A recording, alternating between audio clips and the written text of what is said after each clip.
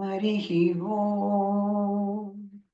शुक्लाम्बरधरं विष्णुं शशिवर्णं चतुर्भुजं प्रसन्नवदनं ध्यायेत् सर्वविघ्नोपशान्तये। गुरुर्ब्रह्मा गुरुर्विष्णुः गुरुर्देवो महेश्वरः गुरुः साक्षात् परब्रह्म तस्मै श्रीगुरवे नमः। सरस्वती नमस्तुभ्यं वरदे कामरूपिणि विद्यारम्भं करिष्यामि सिद्धिर्भवतु मे सदा। अथ ध्यानम्। पीताम्बरं करविराजितशङ्खचक्रकौमोदकी सरसिजं करुणासमुद्रम् राधासहायमतिसुन्दरमन्दहासं वातालयेशमनिशं हृदि भावयामि। सूर्यस्पर्धि किरीटमूर्ध्वतिलकप्रोद्भासि पालान्तरम्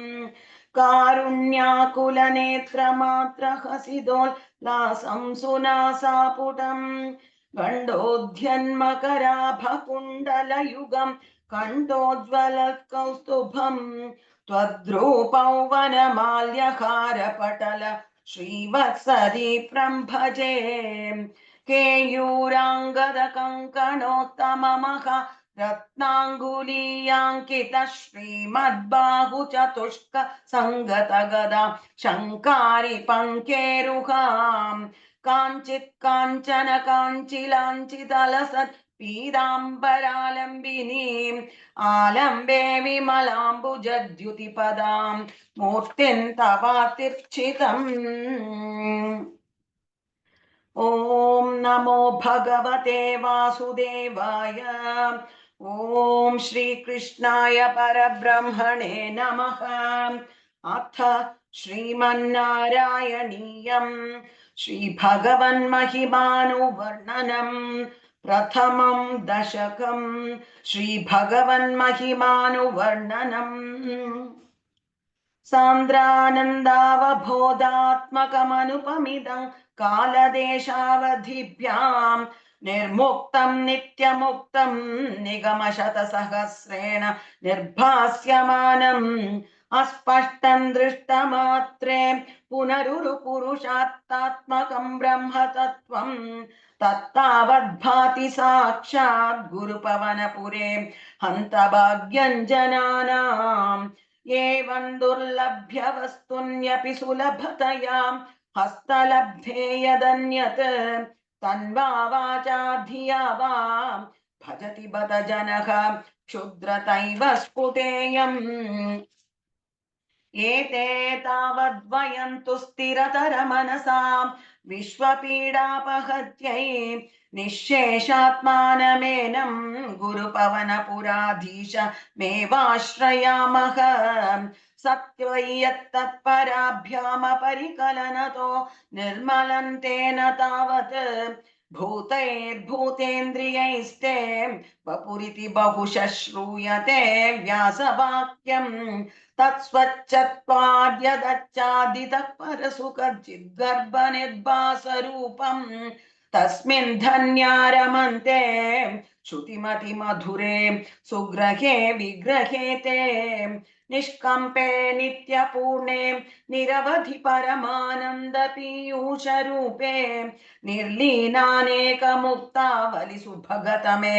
निर्मल ब्रह्म सिन्धौ कल्लोलोल्लासतुल्यं खलु विमलतरं सत्त्वमाहुस्तदात्मा कस्मान्नो निष्कलस्त्वं सकल इति वचस्त्वत्कलास्वेव भूमन् निर्व्यापारोऽपि निष्कारणमज भजसे यत्क्रियामीक्षणाख्यां तेनैवोदेति लीना प्रकृतिरसति कल्पापि कल्पादिकाले तस्याः संशुद्धमंशं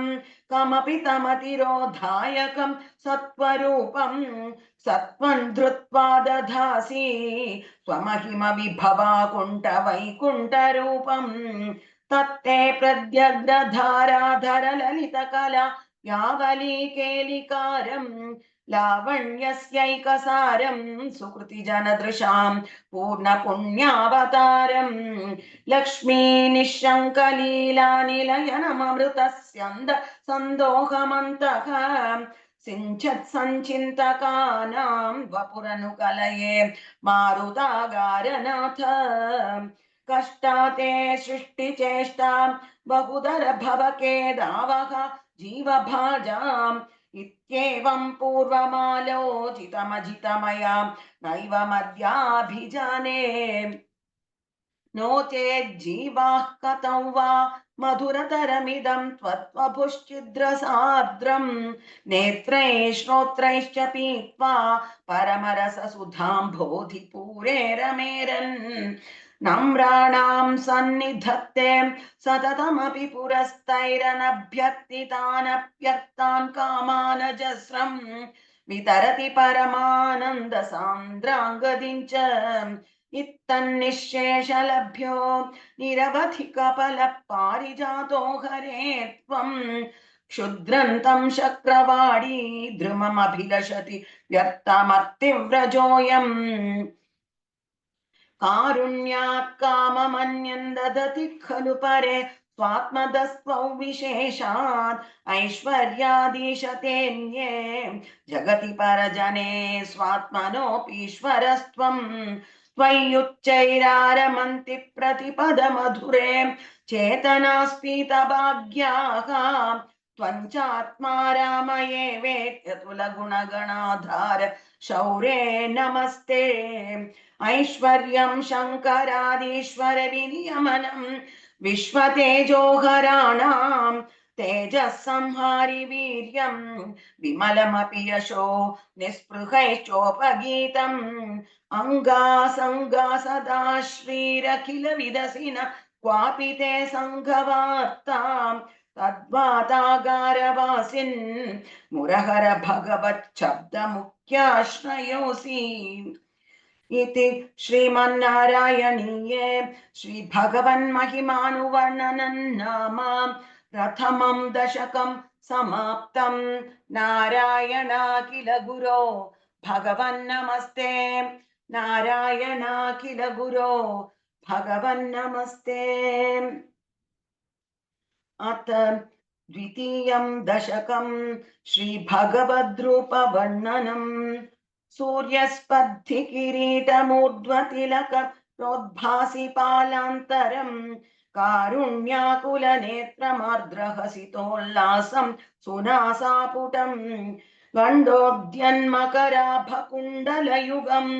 कण्ठोज्ज्वलत्कौस्तुभम् त्वद्रूपौ वनमाल्यहारपटल श्रीवत्सदीप्रं भजे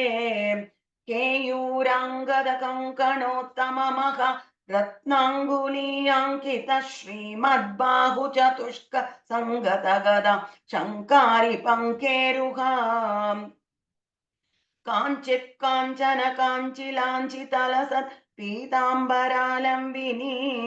आलम्बे विमलाम्बुजद्युतिपदां मूर्तिं तवातिच्छिदम् यत्रैलोक्यमहीयसोऽपि महितं सम्मोहनं मोहनात् कान्तं कान्तिनिधानतोऽपि मधुरं माधुर्यधुर्यादपि सौन्दर्योत्तरतोऽपि सुन्दरतरं त्वद्रूपमाश्चर्यतोऽप्याश्चर्यं भुवनेन कस्य कुतुकं पुष्णाति विष्णो विभो तत्तादृङ् मधुरात्मकं तव वपुः सम्प्राप्य सम्पन्मयीं सा देवी परमोत्सुका चिरतरन् नास्ते स्वभक्तेष्वपि तेनास्याबत कष्टमच्युत विभो त्वद्रूपमानोज्ञक प्रेमस्थैर्यमयाद च फलफलाच्चापल्य वातोदभूत् लक्ष्मीस्तावकरामणीयकहृतैर्वेयं परेष्वस्तिरेत्यस्मिन्नन्यदपि प्रमाणमधुना वक्ष्यामि लक्ष्मीपते ये त्वद्ध्यानगुणानुकीर्तनरसा सक्ता हि भक्ता जनाः तेष्वेषा वसति स्थिरैव दयित प्रस्ताव दत्तादरा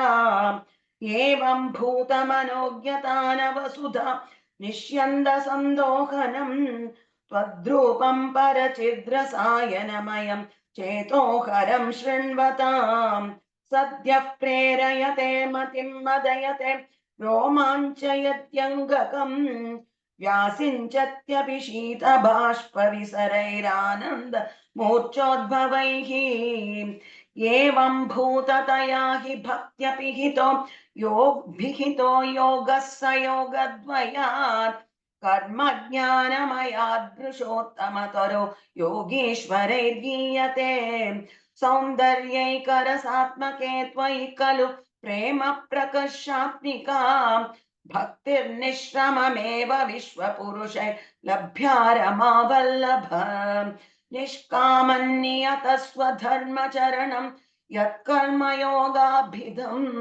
तद्धूरेत्यपलय्यदौपनिषदज्ञानोपलभ्यं पुनः तत्त्वं व्यक्ततया सुदुर्गमतरं चित्तस्य तस्माद्विभो त्वत्प्रेमात्मक भक्तिरेव सततं स्वाधीयसी श्रेयसी अत्यायासकराणि कर्मपटलान् याचर्य निर्यन्मलाः बोधे भक्तिपते तवाप्युचितता मायान्ति किं तावताम् क्लिष्ट्वा तर्कपते परन्तव वपु ब्रह्माख्यमन्ये पुनः चित्ताद्रध्वमृते विचिन्त्य बहुभिः सिद्ध्यन्ति जन्मान्तरैः त्वद्भक्तिस्तु कतारसामृतजरी निर्मज्जनेन स्वयं सिद्ध्यन्ति विमलप्रबोधपदवीमक्लेश तस्तन्वती सद्यः सिद्धिकरी जयत्यै विभो सैवास्तु मे त्वत्पद प्रेम प्रौढिरसाद्रता धृततरम् पातालयाधीश्वर इति श्रीमन्नारायणीये श्रीभगवद्रूपवर्णनं नाम द्वितीयं दशकं समाप्तम् नारायणाखिल गुरो भगवन्नमस्ते नारायणाखिल गुरो भगवन्नमस्ते अथ तृतीयं दशकं भक्तस्वरूपवर्णनं भक्तिप्रार्थना च पठन्तो नामानि प्रमदभरसिन्धौ निपतिताः स्मरन्तो रूपन्ते वरद कथयन्तो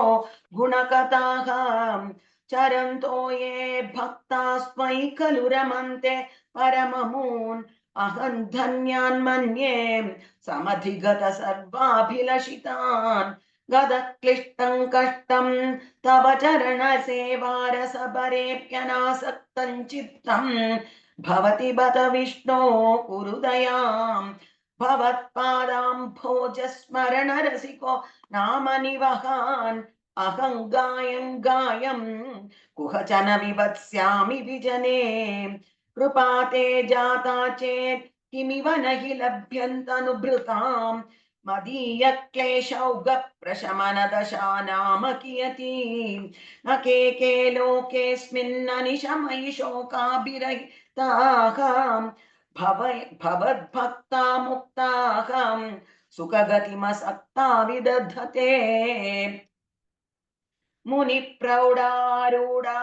जगति खलु गूढात्मगतयः भवत्पादाम्भोजस्मरणविरुजो नारदमुखाः चरन्तीशस्वैरं सतत परिनिर्बाधपरचित् सदानन्दाद्वैत प्रसर परिमग्नाः किमपरम् भवद्भक्तिस्पीता भवतु मम सैव प्रशमयेत् अशेष क्लेशौ घन्न खलु हृदि सन्देह कणिका न चेद्व्यासस्योक्तिस्तव च वचनं नैगमवचः भवेन्मिथ्यारत्या पुरुषवचन प्रायमखिलम् भवद्भक्तिस्तावत् प्रमुखमधुरा त्वद्गुणरसात् किमप्यारूढा चेत् अखिल परितापः प्रशमनी पुनश्चान्ते स्वान्ते विमलपरिबोधोदयमिलन् महानन्दाद्वैतं दिशति किमतः प्राप्त्यमपरम् विधूय क्लेशान्मे कुरु चरणयुग्मन् धृतरसं भवे भवत्क्षेत्रप्राप्तौ करमपि च ते पूजनविधौ भवन्मूर्त्यालोके नयनमतते पादतुलसी परिग्राणे ग्राणम् श्रवणोक्ते चारुचरिते प्रभूताधिव्याधि प्रसभचलिते मामकहृति त्वदीयं तद्रूपं परमसुखचिद्रूपमुदीयात् उदञ्जद्रोमाञ्चो गलित बहु हर्षाश्रुनिवहः यथा विस्मर्यासं दुर्पशमपीडा परिभवान् मरुद्गेहाधीश त्वयि खलु पराञ्चोऽपि सुखिनः भवत्स्नेही सोऽहं सुबहु परितप्ये च किमिदम् अकीर्तिस्ते मा भूद्वरदगदभारं प्रशमयन् भवद्भक्तोत्तंसं झटिति कुरु मां सदमन किमुक्तैर्भूयोऽपिस्तव हि करुणा यावदुदीयादहं तावद्देव रहित विविधार्थ प्रलपितः पुरः क्लुप्ते पादे वरद तव नेष्यामि दिवसान् यथा शक्ति व्यक्तन् नतिनुति निषेवा विरचयन् इति श्रीमन्नारायणीये भक्तस्वरूप वर्णनम् भक्ति प्रार्थना चेति तृतीयं दशकं समाप्तम् नारायणाखिल गुरो भगवन्नमस्ते नारायणाखिल गुरो भगवन्नमस्ते अथ चतुर्थं दशकम् अष्टांगयोग वर्णनं योग सिद्धि वर्णनं च कल्यतां मम कुरुष्व तावतीं कल्यते भवदुपासनय्यया स्पष्टमष्टविधयोगचर्यया पुष्टया श्रुतव तुष्टिमाप्नुयाम् ब्रह्मचर्य दृढदादिभिर्यमैः आप्लवादिनियमैश्च भाविताः कुर्महे दृढममी सुखासनम् पंकजाद्यमपि वा भवत्पराः तारमन्तरनुचिन्त्य सन्ततं प्राणवायुमभियम्य निर्मलाः इन्द्रियाणि विषयादथापहृत् यास्महे भवदुपासनोन्मुखाः अस्फुटे वपुषिते प्रयत्नतः धारयेमधिषणां मुहुर्मुहुः तेन भक्तिरसमन्तराद्रताम् उद्वहेम भवदङ्घ्रि चिन्तकाः विस्फुटावयव भेद सुन्दरं त्वद्वपुः सुचिर शीलनावशात् आश्रमं मनसि चिन्तयामहे ध्यानयोग निरतास्पदाश्रयाः ध्यायतां सकलमूर्तिमीदृशीम् उन्मिषन् मधुरता कृतात्मनाम् सान्द्रमोदर स्वरूपमान्तरं ब्रह्मरूपमयि देव भासते तत्समास्वदन रूपिणीं स्थितिं त्वत्समाधिमयि विश्वनायक आश्रिताः पुनरतः परिच्युतौ आरभे महि च धारणादिकम् इत्थमभ्यसन निर्भरोल्लसत् त्वत्पुरात्मसुख कल्पितोत्सवाः मुक्तभक्तकुलमौलिताङ्गताः सञ्चरेम शुकनारदादिवत् त्वत्समाधिविजये तु यः पुनः मंशुमोक्षरसिकः क्रमेण वा योगवश्यमनिलं षटाश्रयैः उन्नयत्यजसुषुम्नयाशनैः लिङ्गदेहमपि सन्त्यजन्नतः लीयते त्वयि परे निराग्रहः ऊर्ध्वलोककुतुकीर्तुर्मूर्धतः सार्धमेव करणैर्निरीयते अग्निवासरवलक्षपक्षगैः उत्तरायणजुषा च दैवतैः प्रापितोरविपदं भवत्परः मोदवान् ध्रुवपदान्तमीयते आस्थितोत्तमहरालये यदा शेषवक्त्रदहनोष्मणार्ध्यते ईयते भवतु पाश्रयस्तदा वेदसः पदमतः पुरैव वा तत्र वा तव पदे थवावसन् प्राकृतप्रलययेति मुक्तताम् स्वेच्छया खलु पुरा विमुच्यते संविभिद्य जगदण्डमोजसा तस्य चक्षितिपयो महो निलद्यो महत्प्रकृति सप्तकावृतिः तत्तदात्मकतया विशन् सुखी याति ते पदमनावृतौ विभो अच्छिरादिगतिमीदृशी व्रजन् विच्युतिन्न भजते जगत्पते सच्चिदात्मक भवद्गुणादयानुच्चरन्तमनिलेश पाहि माम् इति श्रीमन्नारायणीये अष्टाङ्गयोगवर्णनं योगसिद्धिवर्णनं चेति चतुर्थं दशकं समाप्तं नारायणाखिल गुरो भगवन्नमस्ते नारायणाखिल गुरो भगवन्नमस्ते अथ पञ्चमं दशकं विराट् पुरुषोत्पत्ति वर्णनम् व्यक्ताव्यक्तमिदन्न किञ्चिदभवत् प्राक् प्रक्षये मायायां गुणसाम्यरुद्ध विकृतौ त्वय्यागतायाल्लयम् नो मृत्युश्च तदामृतं च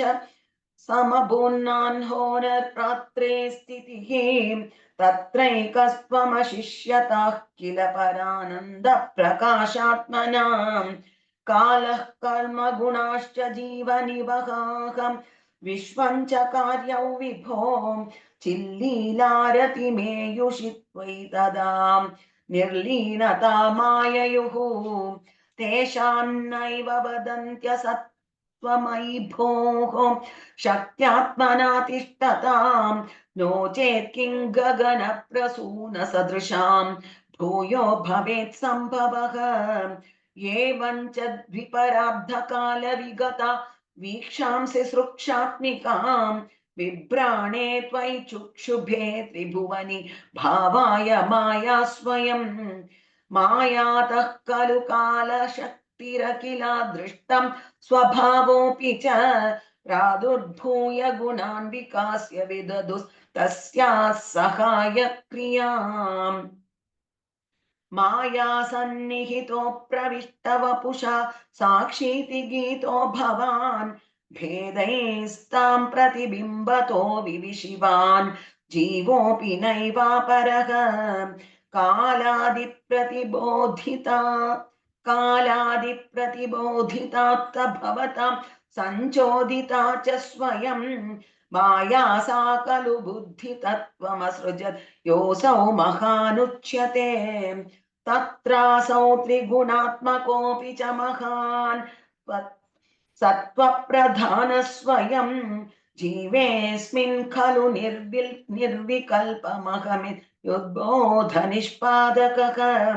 चक्रेऽस्मिन् सविकल्पबोधकमहन् तत्त्वं महान् कल्वसौ सम्पृष्टन् त्रिगुणैस्तमोति बहुलं विष्णो भवत्प्रेरणात् सोऽहं च त्रिगुणक्रमात् त्रिविधता मासाद्य वैकारिकः भूयस्तैजसतामसाम् इति भवन्नाद्येन सत्त्वात्मनां देवानिन्द्रियमानिनो कृतदिशा वातात्कपाश्यस्विनः वह्नीन्द्राच्युतमित्रकान् विदुविधि श्रीरुद्रशारीरकान् भूमन्मानसबुद्ध्यहङ्कृतिमिलच्चित्ताख्यवृत्त्यन्वितं तच्चान्तःकरणं विभो तव बलात् सत्त्वांश एवासृजत् जातस्तैजसतो दशेन्द्रियगणस्तत्तामसंशात् पुनः तन्मात्रन्नभसो मरुत्पुरपते शब्दो जनित्वद्बलात् शब्दाद्व्योमततः ससर्जित विभो स्पर्शन्ततो मारुतम् तस्माद्रूपमतो महोत्थचरसं तोयं च गन्धं महीम् एवं माधव पूर्वकलनादाद्याद्य धर्मान्वितम् भूतग्राममिमं त्वमेव भगवन् प्राकाशयस्तामसान् एते भूतगणास्ततेन्द्रियगणाः देवाश्च जाताः पृथक् नोषेकुर्भुवनाण्ड निर्मितविधौ देवैरमीभिस्तदा त्वन्नानाविधसूक्तिभिर्नुत गुणस्तत्त्वान्यमून्य विशन् चेष्टाशक्तिमुदीर्य तानि घटयन् हैरण्यमण्डौ व्यधाः अण्डन् तत्खलु पूर्वसृष्टसलिले तिष्ठत्सहस्रं समाः निर्बिन्दन्न कृताश्चतुर्दश जगद् रूपौ विराडाह्वयम् साहस्रैः करपादमूर्ध्वनिवहैः निःशेष जीवात्मकः निर्भातोऽसि मरुत्पुराधिपसमां त्रायस्व सर्वामया इति श्रीमन्नारायणीये विराट् पुरुषोत्पत्ति वर्णनं नाम पंचमं दशकं समाप्तं। नारायणाखिल गुरो भगवन्नमस्ते। नारायणाखिल गुरो भगवन्नमस्ते। अथ षष्ठं दशकं विराट् देहस्य जगतात्मत्ववर्णनम्। एवं चतुर्दश जगन्मयताङ्गतस्य पातालमीश तव पादतलौ वदन्ति पादोर्ध्वदेशमपि देवरसातलन्ते गुल्पद्वयं खलु महातलमद्भुतात्मन् जङ्घे तलातलमथो सुतलं च जानु किञ्चोरुभागयुगलौ वितलातले द्वे क्षोणीतलं जगनमम्बरमङ्गनाभिः वक्षस्व शक्रनिलयस्तव शक्रपाणे ग्रीवामहस्तव मुखञ्च जनस्तपस्तु पालं शिरस्तव समस्तमयस्य सत्यम् एवं जगन्मयतनो जगदाश्रितैरभ्यन्यन्यैर्निबद्धवपुषे भगवन्नमस्ते त्वद्ब्रह्मरुद्रपदमीश्वर विश्वकन्द छन्दांसि केशव घनास्तव केशपाशाकम् उल्लासि चिल्लियुगलन् गृहिणस्य गेहम् पक्ष्माणि रात्रिदिवसौ सविता च नेत्रे निःशेष विश्वरचना च कटाक्षमोक्षः कर्णौ दिशोऽश्वियुगलन् तव नासिके द्वे लोभत्रपे च भगवन्नधरोत्तरोष्टौ तारागणश्च दशना शमनश्च दंश्राम् मायाविलासहसितं श्वसितं समीरः जिह्वा जलौ वचनमीश शकुन्तपङ्क्तिः सिद्धादयस्वरगणा मुकरन्द्रमग्निः देवा भुजास्तनयुगन् तव धर्मदेवः पृष्टन् त्वधर्म इह देव मनस्सुधांशुः अव्यक्तमेव हृदयाम्बुजमम्बुजाक्ष कुक्षिः समुद्रनिवहा वसनन्तु सन्ध्ये क्षेपः प्रजापतिरसौ वृषणौ च मित्रः श्रोणीस्थलमृगगणः पदयोर्नखास्ते हस्त्युष्ट्रसैन्धवमुखागमनं तु कालः विप्रादिवर्णभवनौ वदनाब्जबाहुचारूरुयुग्मचरणं करुणाम्बुधे ते संसारचक्रमयि चक्रधरक्रियास्ते वीर्यं महासुरगणोऽस्ति कुलानि शैलाकम् नाड्यः सरित्समुदयस्तरवश्च रोमां जीयादिदौ वपुरनिर्वचनीयमीश ईदृग्जगन्मय वपुस्तव कर्म भाजां कर्मावसान समये स्मरणीयमाहुः तस्यान्तरात्म वपुषे विमलात्मने ते वातालयाधिपनमोऽस्ति निरुन्धिरोगान् इति श्रीमन्नारायणीये विराट् देहस्य जगदात्मत्ववर्णनं नाम षष्ठं दशकं समाप्तं नारायणाखिल गुरो भगवन्नमस्ते नारायणाखिल गुरो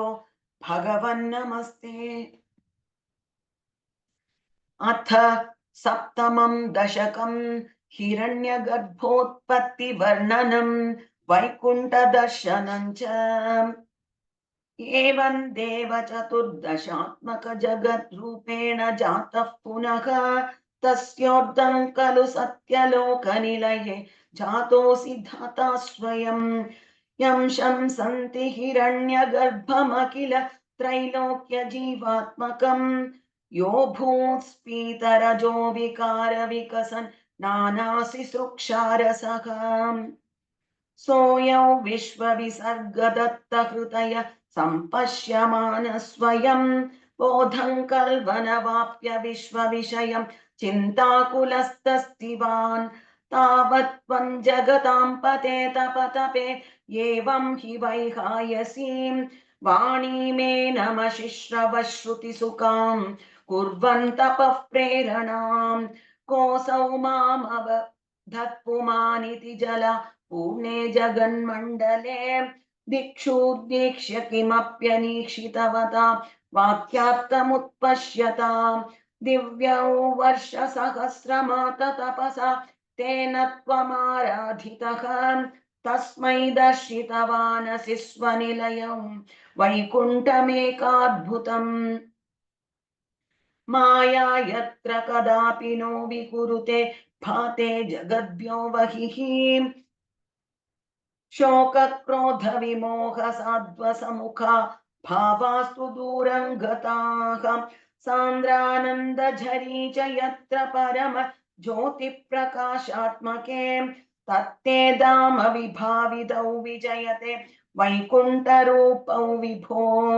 यस्मिन्नाम चतुर्भुजा हरिमणि श्यामावदातद्विषः नानाभूषणरत्नदीपितदिशो राजद्विमानालयाः भक्तिप्राप्त तथा विधोन्नतपदा दिव्यन्ति दिव्या जनाः तत्ते धाम निरस्त सर्वशमलं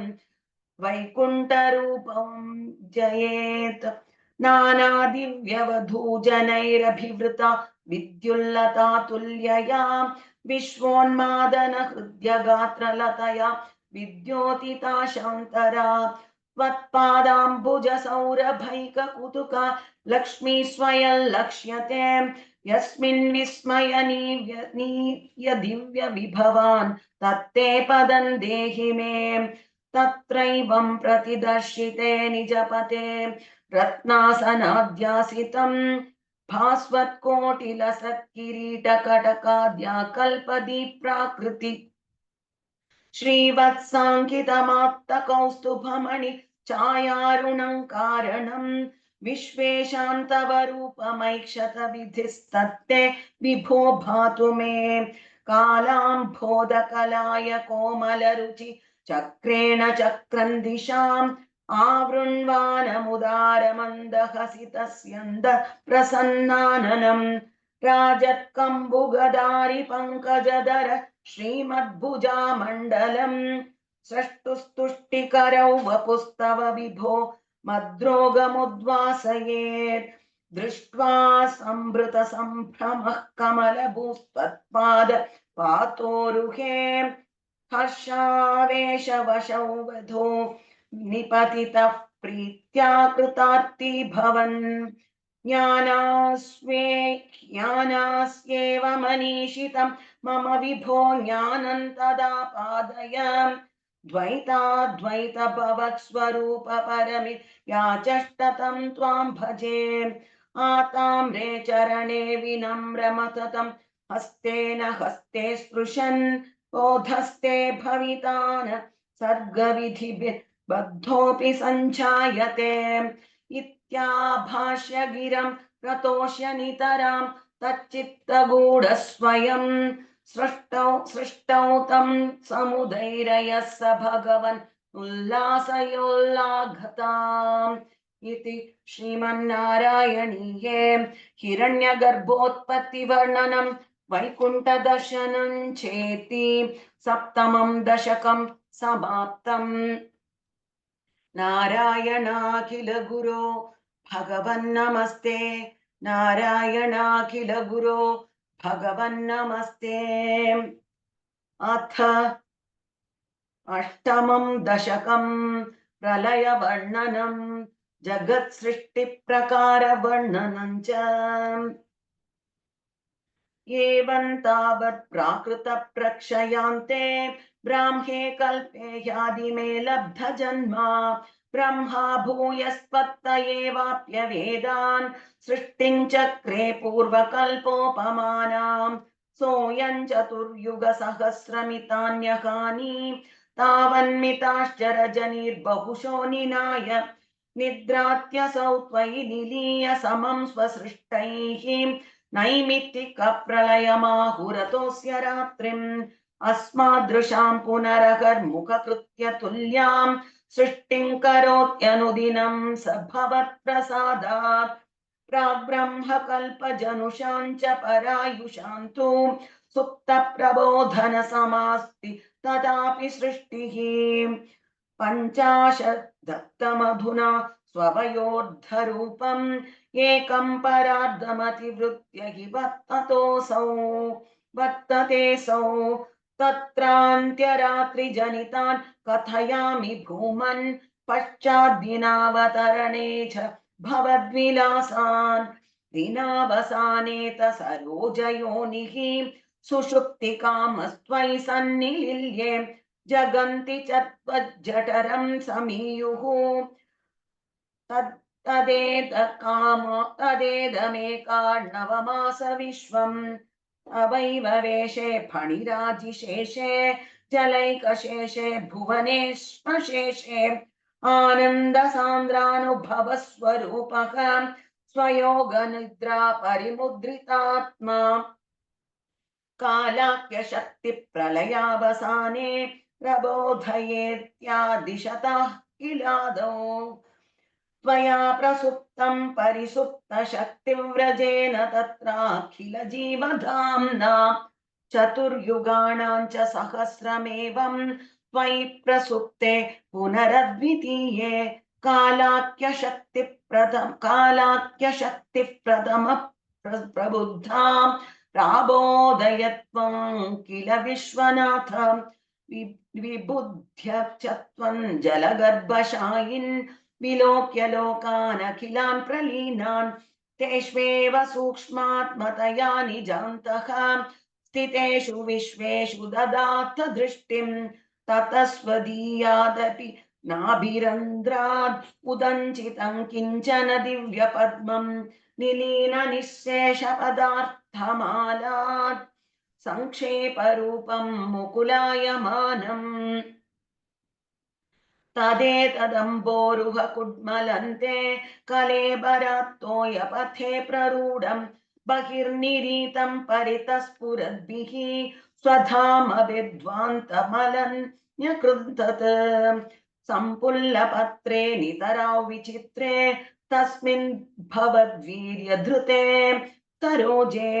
सपद्मजन्मा विधिराविरासीत् स्वयं प्रबुद्धा किल वेदराशिः अस्मिन् परात्मन्ननुपाद्मकल्पे त्वमित्तमुत्तापितपद्मयोनिः अनन्तभूमा मम रोगराशिं निरुन्धि वातालयवास विष्णो इति श्रीमन्नारायणीये प्रलयवर्णनं जगत्सृष्टिप्रकारवर्णनं चेति अष्टमं दशकं समाप्तम्। नारायणाखिल गुरो भगवन्नमस्ते नारायणाखिल गुरो भगवन्नमस्ते। अथ नवमं दशकं जगत्सृष्टिवर्णनम्। स्थितः स कमलोद्भवस्तव हि नाभिपङ्केरुहे कुतस्विदिदमम्बुधा उदितमित्यनालोकयन्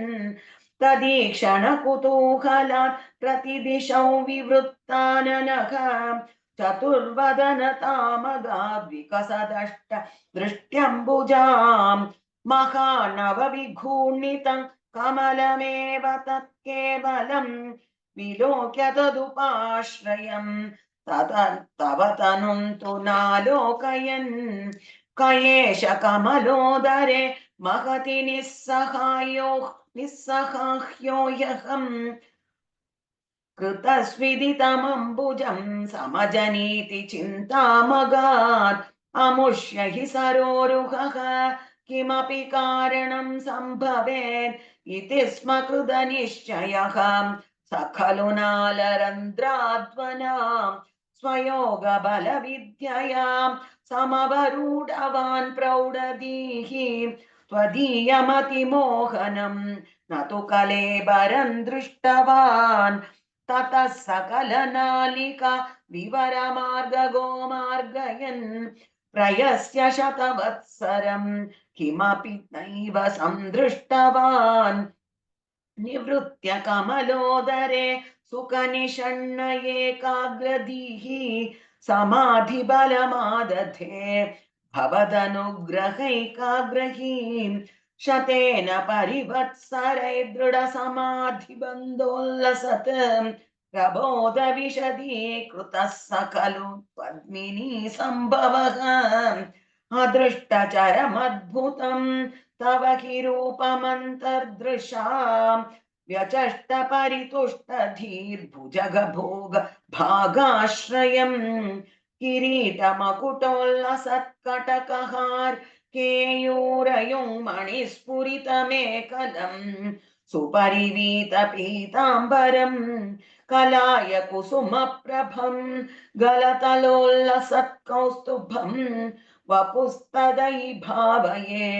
कमलजन्मने दर्शितम् श्रुतिप्रकरदर्शित प्रचुर वैभव श्रीपते हरे जय जय प्रभो पदमुपैषिदिष्ठ्यादृशोः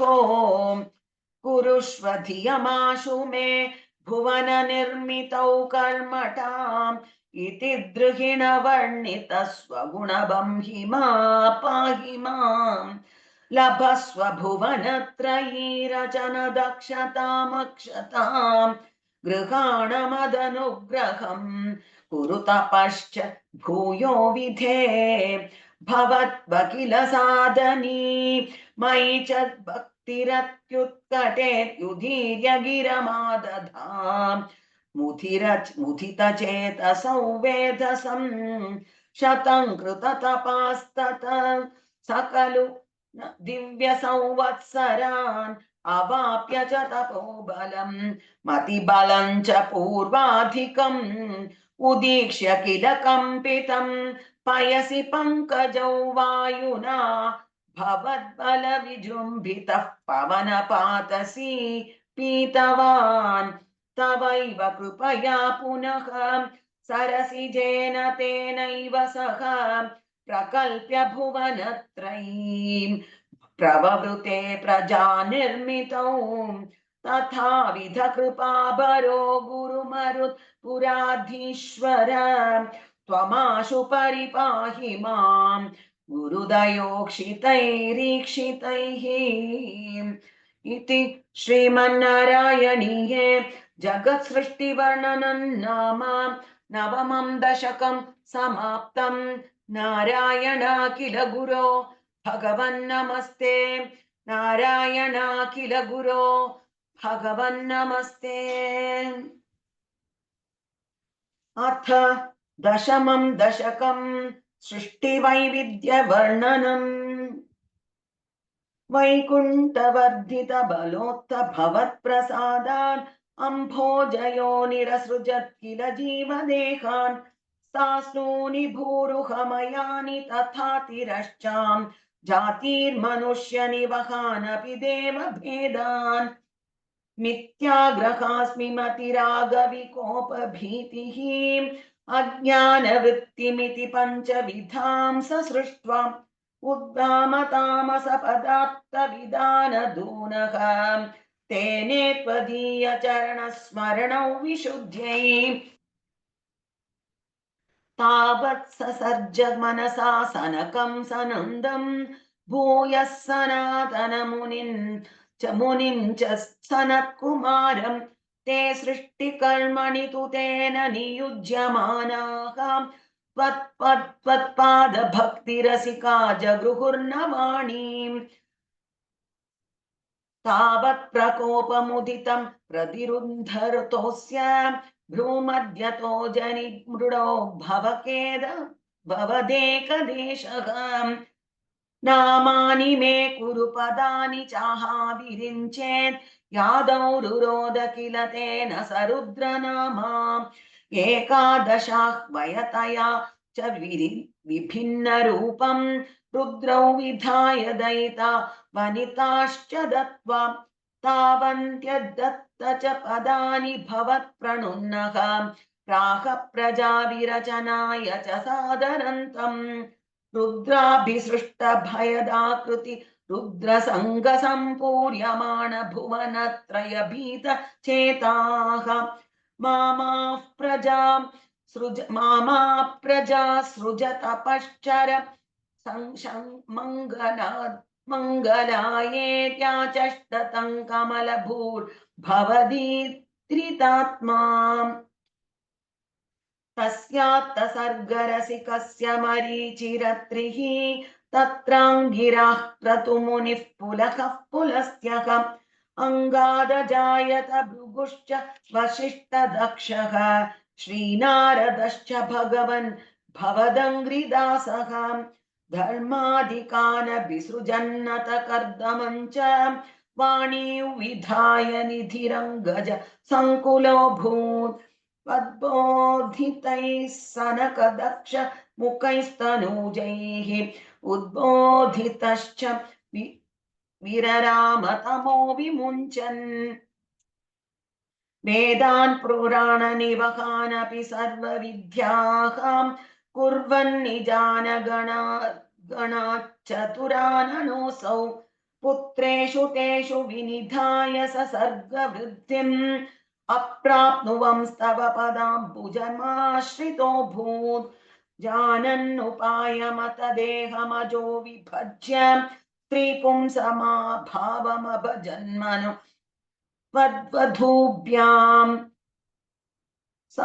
ताभ्यां च मानुषकुलानि विवर्धयं स्वं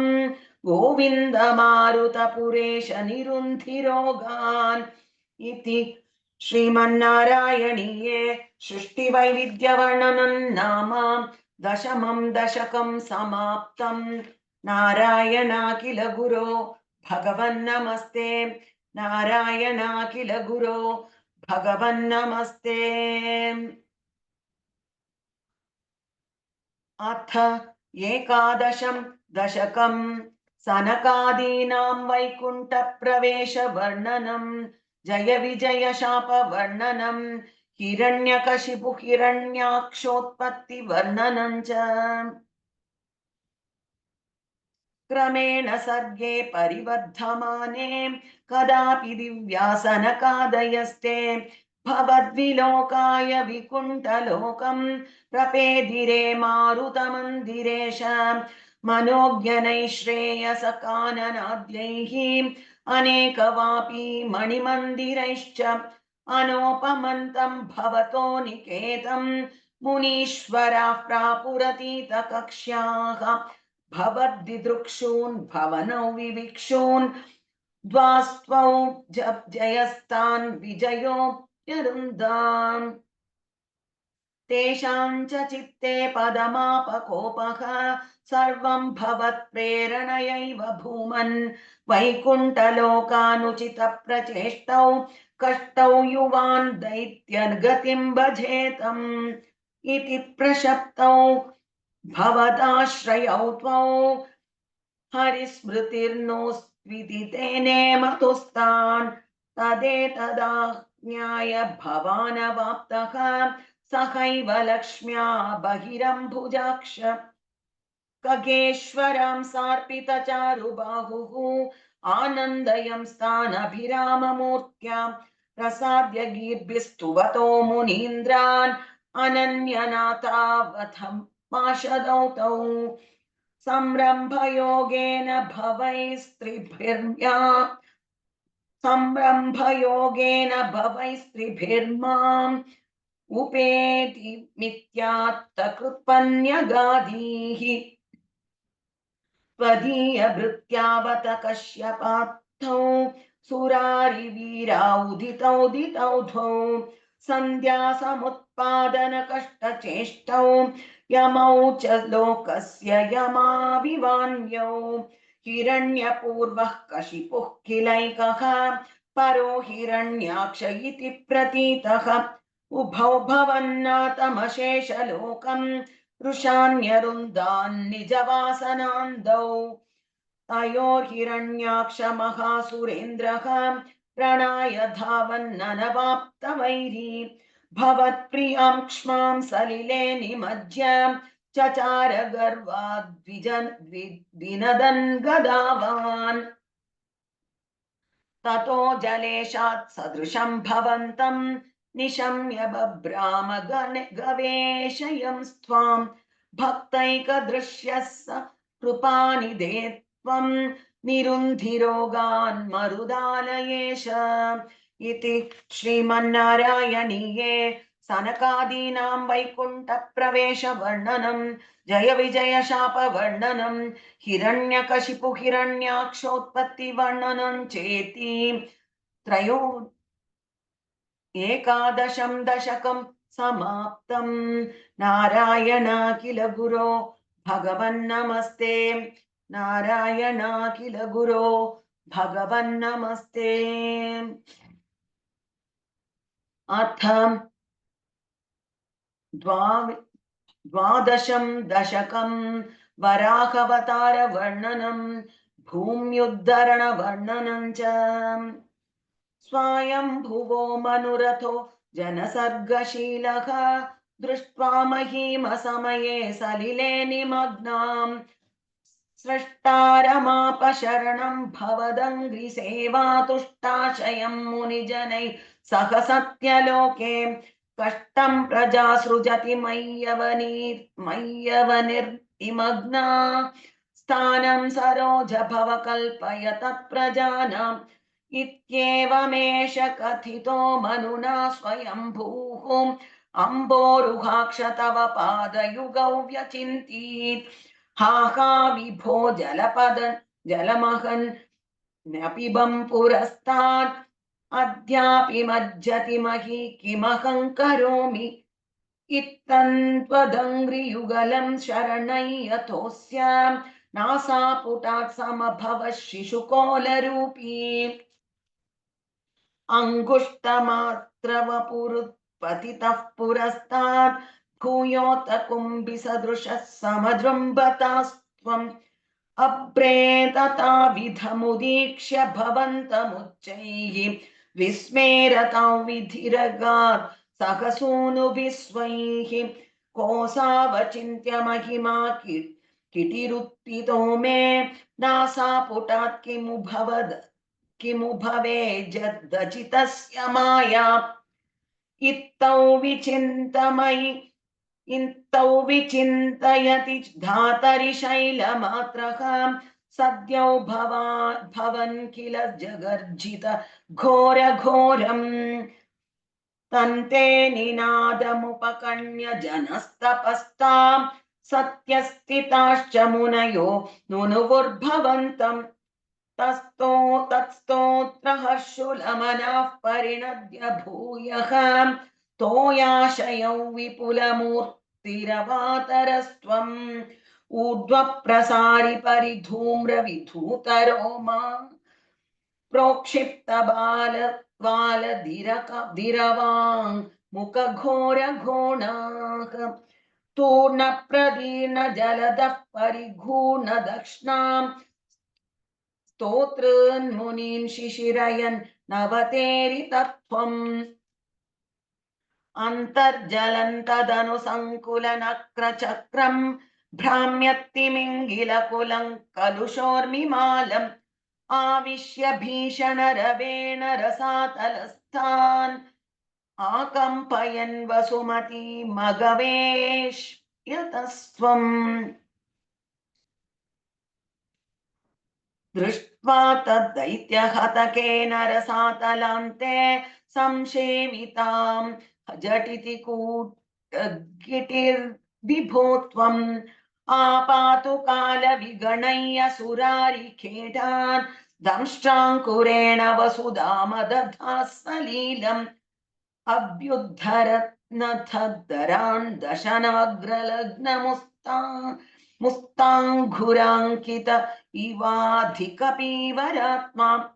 उद्धूत घोर सलिलाज्जलधेरुदञ्जन् क्रीडावराहवपुरीश्वर पाहि रोगात् इति श्रीमन्नारायणीये वराहावतारवर्णनं भूम्युद्धरणवर्णनं चेति द्वादशं दशकं समाप्तं नारायणाखिल गुरो भगवन्नमस्ते नारायणाखिल गुरो भगवन्नमस्ते अथ त्रयोदशं दशकं हिरण्याक्षवध वर्णनम् हिरण्याक्षन्तावद्वरद भवदन्वेषण परम् चरन्तं संवर्ते पयसि निज सङ्घा परिमिते भवद्भक्तो गत्वा कपटपटुधीर्नारद मुनिः शनैरुचे नन्दन् धनुजमपि निन्दं स्तव बलं समायावी विष्णुर्हरति भवतीया वसुमती प्रभो कष्टं कष्टं किमिदमिति तेनाभिगदितः नदन् क्वासा वितीर्थ मुनिना दर्शितपतः भवन्तं सम्प्राप धरणिधरमुद्यन्तमुदकात् अहो आरण्योऽयं मृग इति हसन्तं बहुतरैः धुरुक्तैर्विद्यन्तं निथिति सुतमवज्ञाय भगवन् महीन् दृष्ट्वा दंष्ट्रा शिरसि चकितां स्वेन महसा पयोधावाधाय रसभमुदयुक्ता मृधविधौ गदापाणौ दैत्ये त्वमपि हि गृहीतोन्नतगदः नियुद्धेन क्रीडन् घटघटरवोद्घुष्टवियतां रणालोकौत्सुक्या मिलति सुरसङ्घे धृतममुं निरुन्द्या सन्ध्यातः प्रथममिति दात्रा जगदिशे गदोन्मर्दे तस्मिन् तव खलु गदायान्दिति भुवः गदाघाताद् भूमौ झटिति पतितायामः भोः मृदुस्मेरास्य त्वं तनुजकुलनिर्मूलनचणं महाचक्रं स्मृत्वा करभुवि ददानोरुचिषे ततः शूलङ्कालप्रतिमरुषि दैत्ये विसृजति त्वयि चिन्दत्येन करकलितचक्रप्रकरणात् समारुष्टो मुष्ट्या स खलु दंस्त्वां सममनोत् गलन्माये मायास्त्वयि किल जगन्मोहनकरीः भवच्चक्रज्योतिष्कणलवनिपातेन विधुते ततो मायाचक्रे वितत घनरोषां दमनसं गरिष्ठाभिर्मुष्टिप्रहृतिभिरभिघ्नन्तमसुरम् स्वपादाङ्गुष्ठेन श्रवणपदमूले निरवधिः महाकायः सोऽयं तव चरणपात प्रमथितो गलद्रक्तो वक्त्रादपधृतिभिः श्लाघितहतिः तदा त्वामुद्दामप्रमदभरविद्योतिहृदयाः मुनीन्द्राः सान्द्राभिः स्तुतिभिरनुबन्नध्वरतनुम् त्वचिच्चन्दोरोमस्त्वयि कुशगणश्चक्षुषि धृतम् चतुर्होतारोऽङ्ग्रौ स्तृगपि वदने चोदरयिडाम् ग्रहात् जिह्वायान्ते परपुरुषकर्णे च चमसः विभो सोमो वीर्यं वरदगलदेशेऽप्युपसदः मुनीन्द्रैरित्यादिस्त्ववन मुकरैर्मोदितमनाः महीयस्या विमलतरकीर्त्या च विलसन् स्वधिष्ण्यं सम्प्राप्तः सुकरसविकारी मधुरिपो निरुन्ध्यारोगं मे सकलमपि वातालयपते इति श्रीमन्नारायणीये हिरण्याक्षवधवर्णनं नाम त्रयोदशं दशकं समाप्तम् नारायणाखिल गुरो भगवन्नमस्ते नारायणाखिल गुरो भगवन्नमस्ते अथ चतुर्दशं दशकं कपिलोपाख्यानम् समनुस्मृततावकाङ्घ्रियुग्मः समनुः पङ्कजसम्भवाङ्गजन्मा निजमन्तरमन्तराय हीनं चरितं ते कथयन् सुकन्निनाय समये खलु तत्र कर्दमाख्यः द्रुहिणच्छाय भयस्तदीयमाच धृतसर्गरसो विसर्गरम्यम् भगवं स्वामयुतं समाशिषेवे गरुडोपरि कालमेघकम्रं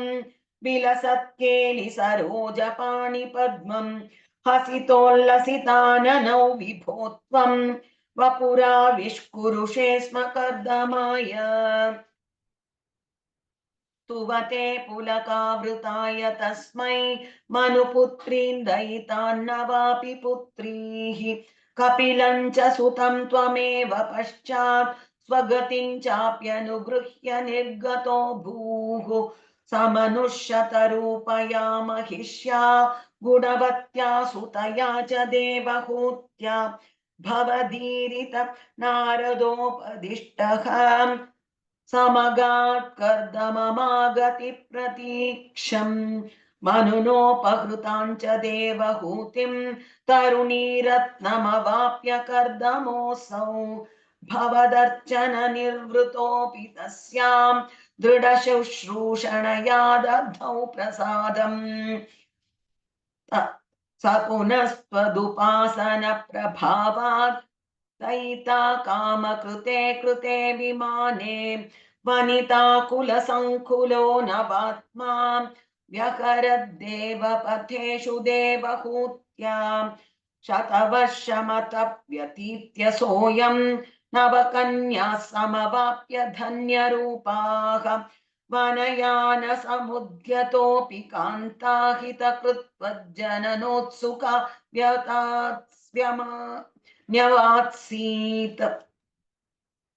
निज भर्तृगिरा भवन्निषेवा निरतायामथ देवदेवहूत्यां कपिलस्त्वमजायथा जनानां प्रतयिष्यन् परमात्मतत्त्वविद्यां वनमेयुषि कर्दमे प्रसन्ने मत सर्वस्व मुपादिशन् जनन्यै कपिलात्मकवायुमन्दिरेश त्वरितं त्वं परिपाहि मां गतौगात् इति श्रीमन्नारायणीये कपिलोपाख्यानं नाम चतुर्दशं दशकं समाप्तं नारायणाखिल गुरो भगवन्नमस्ते नारायणाखिल गुरो भगवन्नमस्ते। अथ पञ्चदशं दशकं कपिलोपदेशः। मतिरिह गुणसक्ता बन्धकृत्तेष्वसक्ता स्वमतु स्वमृतकृदपुरुन्दे भक्तियोगस्तु सक्तिं मदनु महदनुगमलभ्या भक्तिरेवात्र साध्या कपिलतनुरिति त्वं देवहूत्यै न्यगादीः प्रकृतिमहदहङ्काराश्च मात्राश्च भूतान् यपि हृदभिदशाक्षी पूरुषः पञ्चविंशः इति विदितविभागो मुच्यते सौ प्रकृत्या कपिलतनुरिति त्वं देवहूत्यै न्यगादीः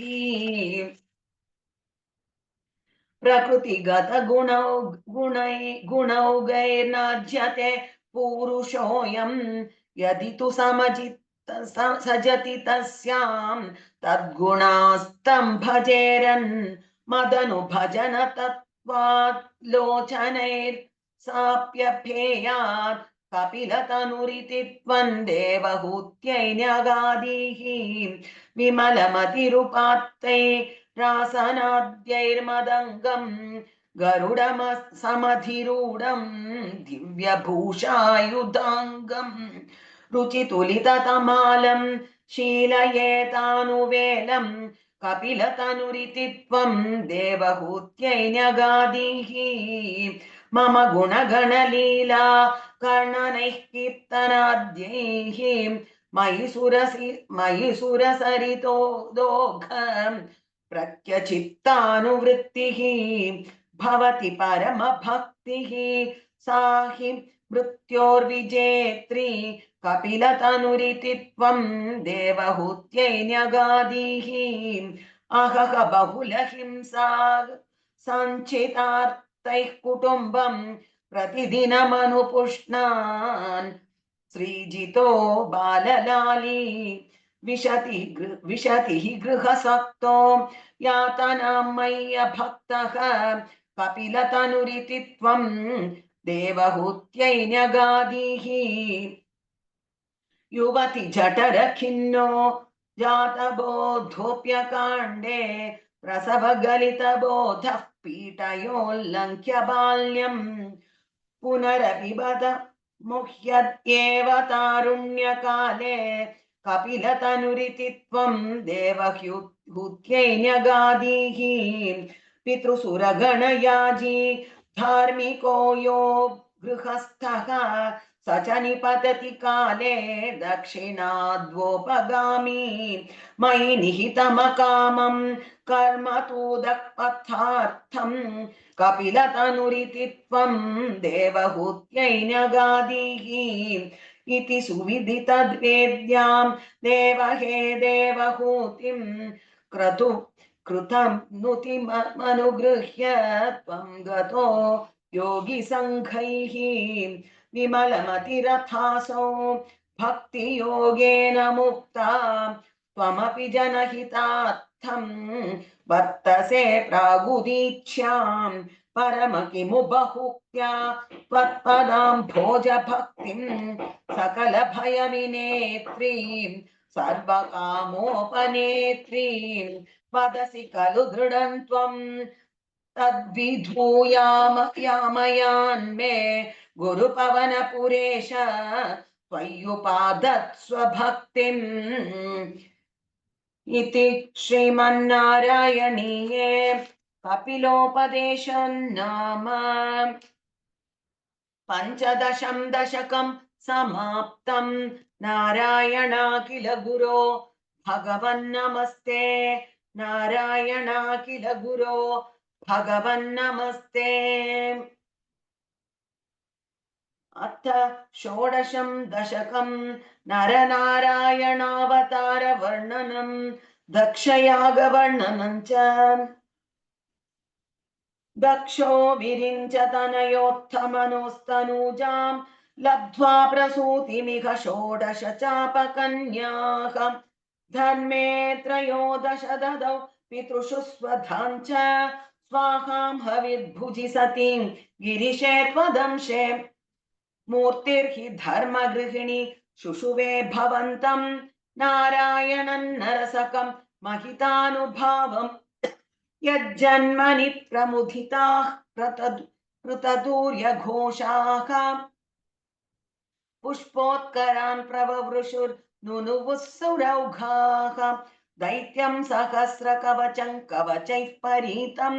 साहस्रवत्सरतपः समराभिलव्यैः पर्याय निर्मित तपः समरौ भवन्तौ शिष्टैककङ्कटममुन्यगतां सलीलम् अन्वाचरन्नुपदिशन्नपि मोक्षधर्मम् त्वं भ्रातृमान् बदरिकाश्रममद्यवात्सीः शक्रोतते शमतपोबलनिस्सहात्मा दिव्याङ्गना परिवृतं प्रजिगायमारम् कामो वसन्तमलयानिलबन्धुशाली कान्ताकटाक्षविशिकै विकसद्विलासैः विद्यन्मुहुर्मुहुरकम्पमुदीक्ष्य च त्वां भीतस्त्वयात जगदे मृदुहासभाजा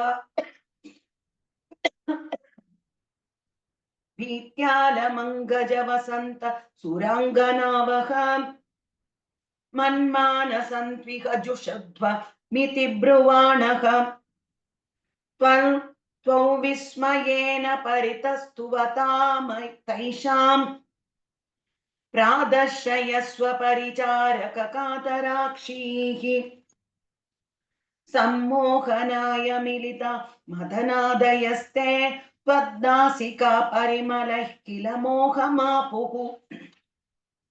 दत्तान् त्वया च जगृहुर्स्त्रपयैव सर्वस्वर्वासि गर्वशमनीं पुनरुर्वशीं ताम् दृष्ट्वोर्वशीं तव कथाञ्च निशम्य शक्रः पर्याकुलो जनिभवन् महिमावमर्शात् एवं प्रशान्तरमणीयतरावतारात् त्वत्तोऽधिको वरद कृष्ण तनुस्त्वमेव दक्षस्तु धातुरतिलालनया प्रजोन्धकं नात्यादृतस्त्वयि च कष्टमशान्तिरासीत् येन व्यरुन्धस भवत्तनुमेव शर्वं यज्ञे च वैरपिशुने स्वसुधाव्यमानीत् क्रुद्धेशमर्दितमकस्सतु कृत्तशीर्षः त्वद्देवप्रसादितहराधतलब्धजीवः त्वत्पूरितक्रतुवरः पुनरापशान्तिं सत्वं प्रशान्तिकर पाहि मरुत्पुरेश इति श्रीमन्नारायणीये नरनारायणावतार वर्णनं दक्षयागवर्णनं चेति षोडशं दशकं समाप्तं नारायणाखिल गुरो भगवन्नमस्ते नारायणाखिल गुरो भगवन्नमस्ते।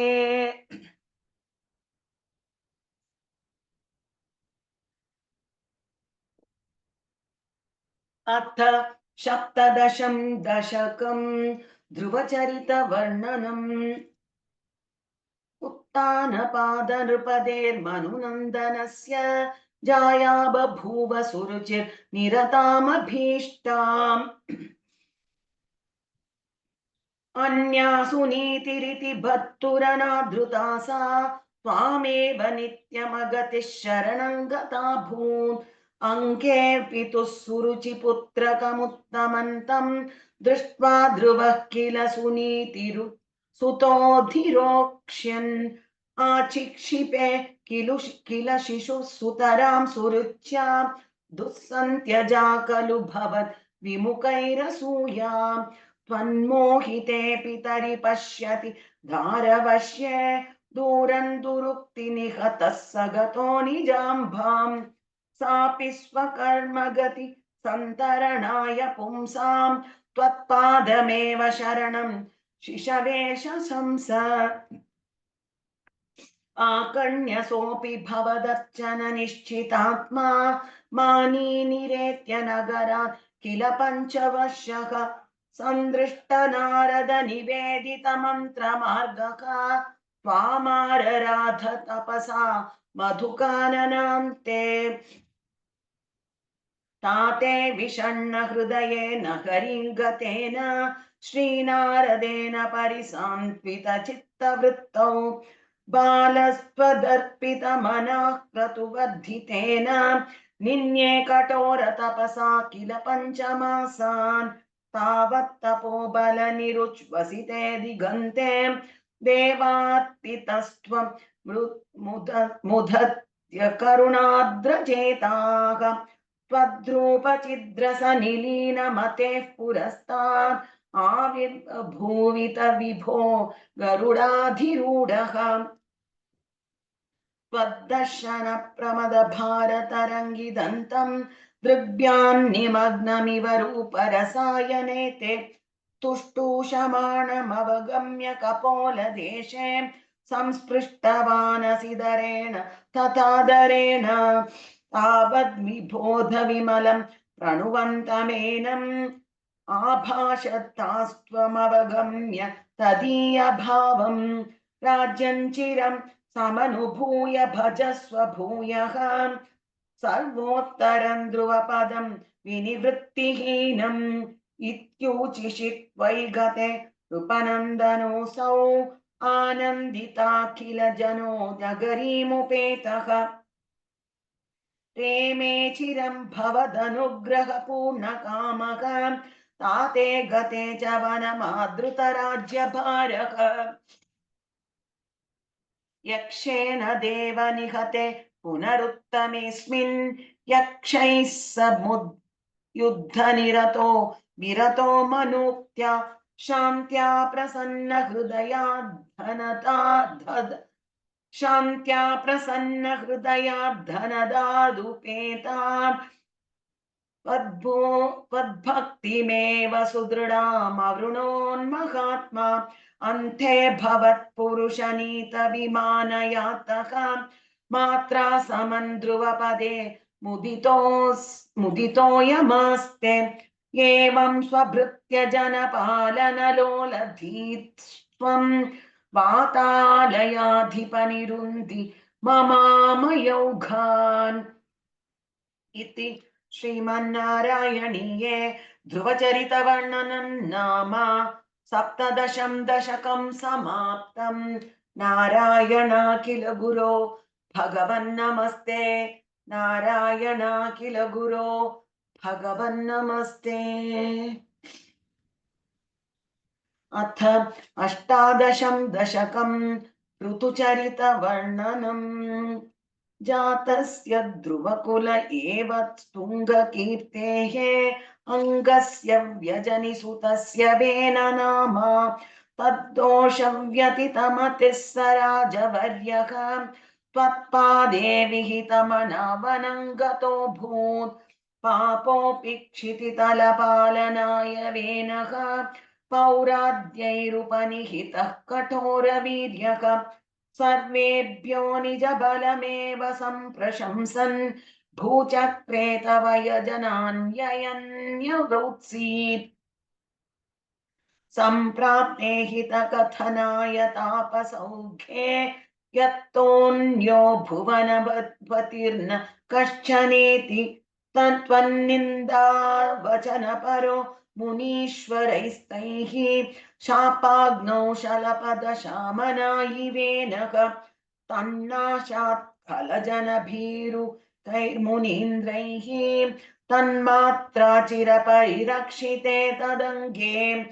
त्यक्ताघे परिमतितादतोरुदण्डात् तोर्दण्डे परिमतिते तत्त्वमाविरासीः विख्यातः पृथुरुति तापसोपदिष्टैः सूताद्यैः परिणुद भावि भूरि वीर्यः वेनार्त्या कबलित सम्पदन् दरित्रीम् आक्रान्तान् निजधनुषा समामकाशीः भूयस्तान् निजकुलमुख्यवत्सयुक्तैः देवाद्यैः समुचितचारुभाजनेषु अन्नादीन्यभिलषित्य तानि यानि तानि स्वच्छन्दं सुरभितदूतनु मधुदुहस्त्वम् आत्मानैयजति मकैस्त्वयि त्रिधामन्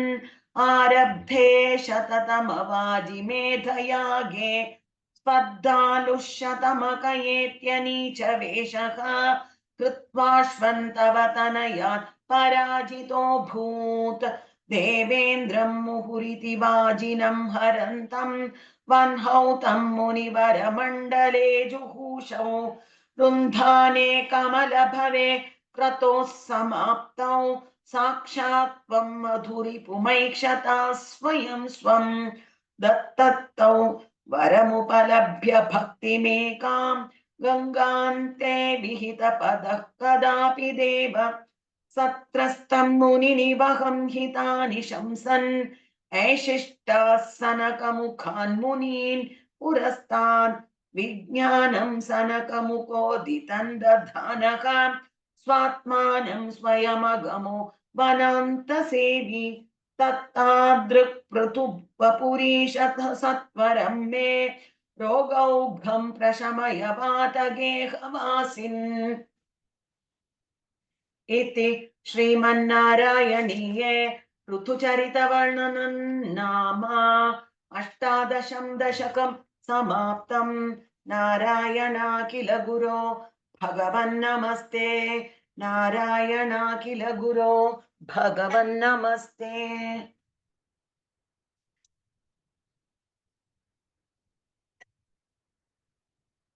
अथ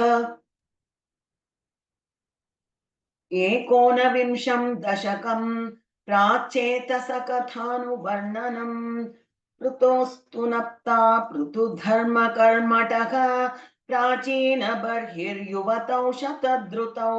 प्रचेतसो नाम सुचेतसः सुतान् अजीजनस्त्वत्करुणाङ्गुरानिव पितुः निरतस्य शासनात् भवत् तपस्या निरता दशापि ते पयोनिधिं पश्चिममेत्य तत्तटे सरोवरं सन्ददृशुर्मनोहरं तदा भवत्कीर्तमिदं समागतः भवो भवत्सेवकदर्शनादृतः प्रकाशमासाद्य पुरः प्रचेतसाम् उपादिशद्भक्तसमस्त्ववस्तवम् स्तवं जबन्तस्तममी जलान्तरे भवन्तमासे विशतायुतं समाह भवत्सुखास्वादरसादमीश्वियान् बभूव कालो ध्रुववन्न शीघ्रता तपोवीरेशामतिमात्रवद्धिभिः स यज्ञहिंसा निरतोऽपि पावितः पितापि तेषां गृहयातनारद प्रदर्शितात्मा भवदात्मताययौ कृपाबलेनैव पुरः प्रचेतसां प्रकाशमागाः पतगेन्द्रवाहनः विराजिचक्रादिवरायुधांशुभिः भुजाभिरष्टाभिरुदुञ्चित भुजाभिरष्टाभिरुदञ्चितद्युतिः प्रचेतसां तावदया च तामपि त्वमेव कारुण्यभराद्वरानदाः भवद्विचिन्तापि शिवाय देहिनां भवत्वसौ रुद्रनुतिश्च कामदाम् अवाप्य कान्तान्तनयां महीरुहां तया रमध्वन् दशलक्षवत्सरीं सुतोस्तु दक्षो ननु तत्क्षणाच्छमां प्रयास्यतेति न्यगदो मुदैवतान् ततश्च ते रोधिनस्तरून् कृधा दहन्तो द्रुहिणो न बारिताः द्रुमैश्च दत्तान्ननु यामवाप्यताम् त्वदुक्तकालं सुखिनोभिरेमिरे अवाप्य दक्षं च सुतं कृताद्वराः प्रचेतसो नारदलब्धया धियाम् अवापुरानन्दपदं तथाविधः त्वमीशवातालयनाथ पाहि माम् इति श्रीमन्नारायणीये प्राचेतसकथानुवर्णनं नाम एकोनविंशं दशकं समाप्तम्। नारायणाखिल गुरो भगवन्नमस्ते। नारायणाखिल गुरो भगवन्नमस्ते। अथ विंशतितमं दशकम् ऋषभयोगीश्वरचरितवर्णनम्। प्रियव्रतस्य प्रियपुत्रभूतात् आग्नेयराजा दुदितो हि नाभिः त्वां दृष्टवानिष्टदमिष्टिमध्ये तवैव तुष्ट्यै कृतयज्ञकर्म अभिष्टुतस्तत्र मुनीश्वरैस्त्वं राज्ञस्वतुल्यं सुतमध्यमानः स्वयं जनिष्येऽहमिति ब्रुवाणः तिरोदथा बर्हिषि विश्वमूर्ते नाभिप्रियायामतमेरुदेव्यां त्वमंशतो भूरुह भूरुषभाभिधानक अलोकसामान्य युग गुणप्रभाव प्रभाविताशेष जन प्रमोदः त्वयि त्रिलोकी भृतिराज्यभारं विधाय नाभिः सह मेरुदेव्या तपोवनं प्राप्य भवन्निषेवी गतः किलानन्दपदं पदन्ते इन्द्रस्त्वदुत्कर्ष कृतादमश्चात् ववशनास्मिन्न जना भवश्ये यदा तदे त्वन्निजयोगशक्त्या स्ववशमेन यदथा सुवशम् जितेन्द्र दत्तां कमनीं जयन्तीम् अतोद्वहन्नात्मरताशयोऽपि अजीजनस्तत्र शतन्तनूजान् येषां क्षितीशो भरतोऽग्रजन्मा नवा भवन् योगिवरा नवान्ये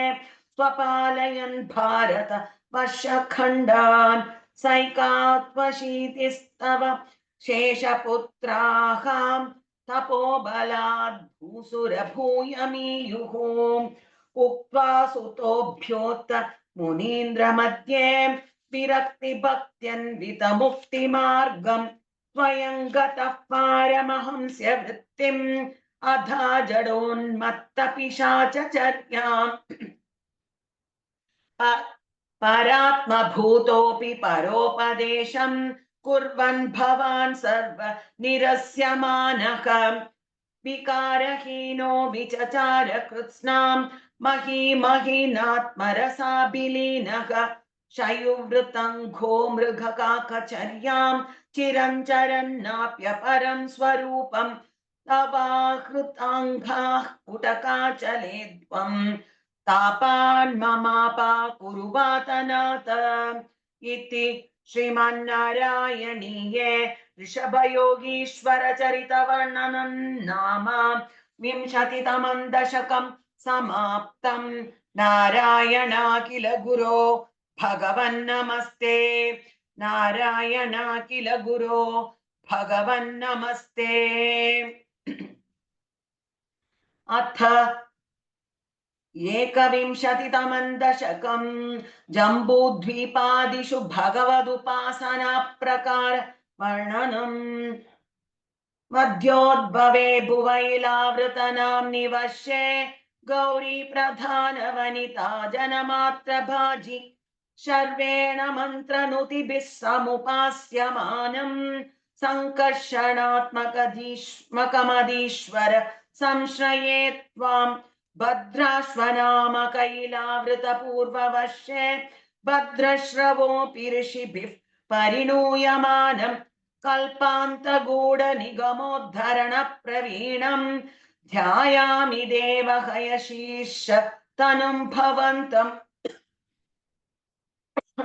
ध्यायामि दक्षिणगते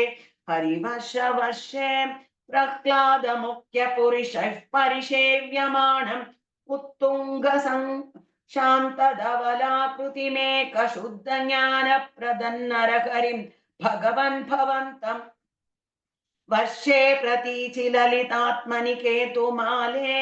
लीला विशेष ललित स्मित शोभनांगम लक्ष्म्या प्रजापति सुतैश्च निषेव्यमाणं तस्याः प्रियाय धृत काम तनुं भजे त्वाम् रम्ये प्युधीचि खलु रम्यकनाम्नि वर्षे तद्वशनाथ मुनवर्य सपर्यमाणं भक्तैकवत्सलमत्सरहृत्सुभान्तं मत्स्याकृतिं भुवननाथ भजे भवन्तं वर्षं हिरण्मय समाह्वयमौत्तराहम् आसीनमद्रिधृतिकर्मटकामटाङ्गं संसेवते पितृगणप्रवरोर्यमायम् त्वां भजामि भगवन् परचिन्मयात्मन्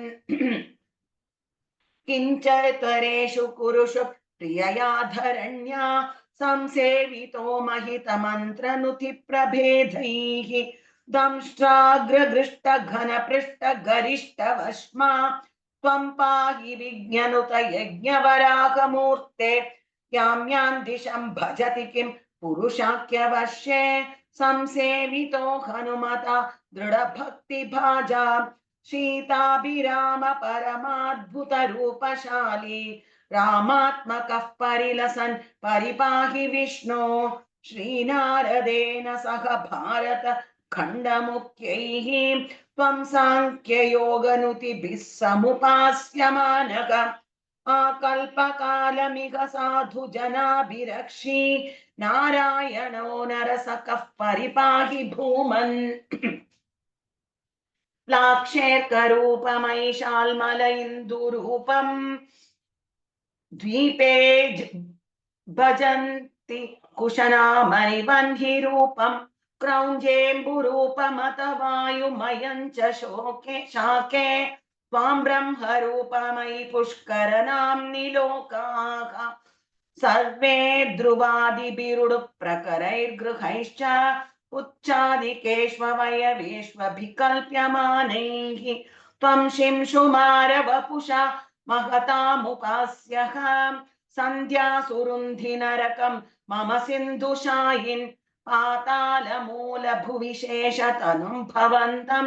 लोलैककुण्डलविराजिसहस्रशीर्षं नीलाम्बरं द्रुतहलं भुजगाङ्गनाभिः जुष्टं भजे हरगदान् गुरुगेहनाथ इति श्रीमन्नारायणीये जम्बूद्वीपादिषु भगवदुपासना प्रकारवर्णनं नाम एकविंशतितमं दशकं समाप्तं नारायणाखिल गुरो भगवन्नमस्ते नारायणाखिल गुरो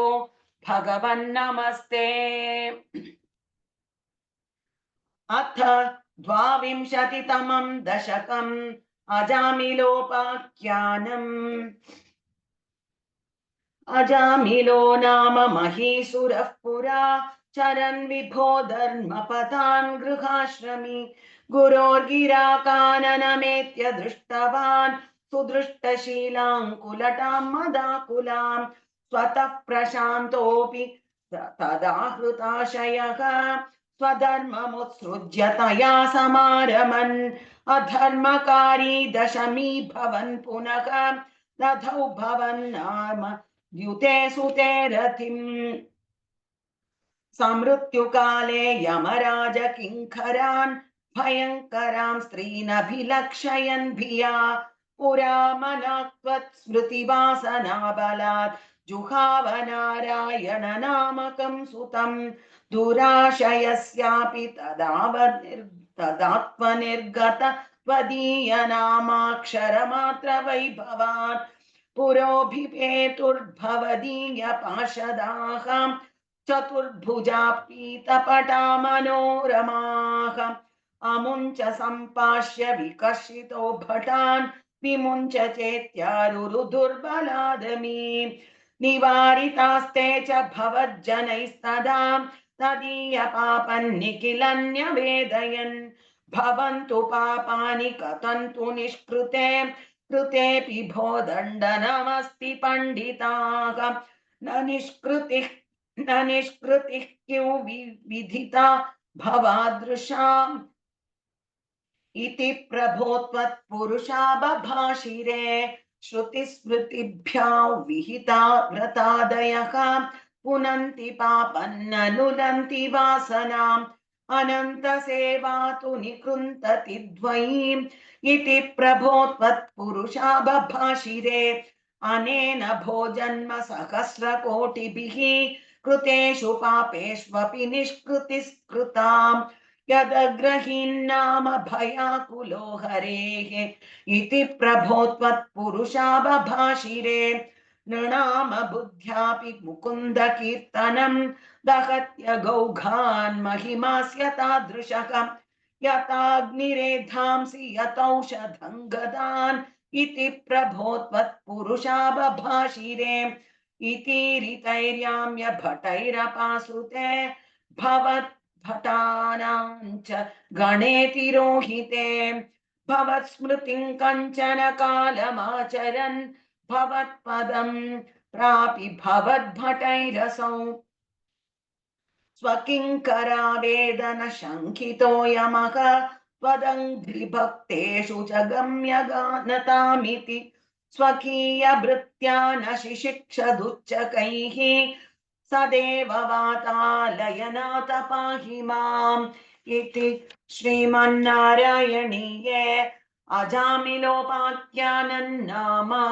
द्वाविंशतितमं दशकं समाप्तम् नारायणाखिल गुरो भगवन्नमस्ते नारायणाखिल गुरो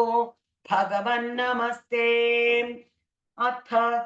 त्रयोविंशतितमं दशकम् दक्षचरितं चित्रकेतु उपाख्यानं च प्राचेतसस्तु भगवन् अपरो हि दक्षः त्वत्सेवनौ व्यथित सर्गविवृद्धिकामः आविर्बभूवि तदा लसदष्टबाहुः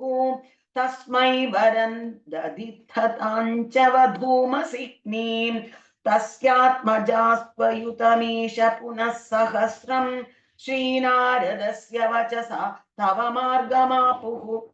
नैकत्र वासमृषये स मुमोच शापम् भक्तोत्तमस्पृशिररुग्रहमेव मेने षष्ट्या ततो दुहितृभिः प्रसृजतः कुलौघान् दौहित्रसूनुरततस्य स विश्वरूपः त्वत्स्तोत्रवर्मितमजापयदिन्द्रमाजौ देवत्वदीय महिमा खलु सर्वजैत्रः प्राक्षूरसेन विषये किल चित्रकेतुः पुत्राग्रही नृपतिरङ्गिरस प्रभावात् लब्ध्वैकपुत्रमत तत्र हते सपत्नी सङ्गैरमुह्य दवशस्तव माययासौ तन्नारदस्तु सममङ्गिरसादयालुः सम्प्राप्य तावदुपदर्श्य सुतस्य जीवम् कस्यास्मि पुत्र इति तस्य गिरा विमोहम् त्यक्त्वा त्वदर्चन विधौ नृपतिन्ययुङ्क्ता स्तोत्रं च मन्त्रमपि नारदतोत्थलब्ध्वा तोषाय शेषवपुषो ननु ते तपस्यन् विद्याधराधिपतितां सहि सप्तरात्रे लब्ध्वाप्यकुण्डमतिरन्व भजद्भवन्तम् तस्मै मृणालधवलेन सहस्रशीर्ष्णा रूपेण बद्धनुति सिद्ध गणावृतेन प्रादुर्भवन्न चिरतो नुतिभिः प्रसन्नः दत्त्वात्मतत्त्वमनुगृह्य तिरोदधात त्वद्भक्तमौलिरतसोऽपि च लक्षलक्षम् वर्षाणि हर्षुलमना भुवनेषु कामम् संगापयन् गुणगणन् तव सुन्दरीभिः संगादिरेकरहितो ललितं चचार अत्यन्त संगविलयाय भवत्प्रणुन्नः रूपं सरूप्य गिरिमाप्य महत्समाजे निःशङ्कमङ्ककृतवल्लभमङ्गजारिं तं शङ्करं परिहसन्मुमयाभिषेपे निस्सम्भ्रमस्तव निस्सम्भ्रमस्तव मयाचित निस्सम्भ्रमस्तव मयाचित शापमोक्षः वृत्रासुरत्वमुपगम्य सुरेन्द्रयोधी भक्त्यात्मतत्त्वकथनैः समरे विचित्रम् शत्रोरपि भ्रममपास्य गतः पदन्ते त्वत्सेवनेन विधिरिन्द्र वधोद्यतापि तान् प्रत्युपेन्द्र सुहृदो मरुतोऽभिलेभे दृष्ट्वा दृष्टाशयेऽपि शुभदैव भवन्निषेवा तत्तादृशस्त्वमव मां पवनालयेश इति श्रीमन्नारायणीये दक्षचरितं चित्रकेतूपाख्यानं चेति त्रयोविंशतितमं दशकं समाप्तं। नारायणाखिल गुरो भगवन्नमस्ते। नारायणाखिल गुरो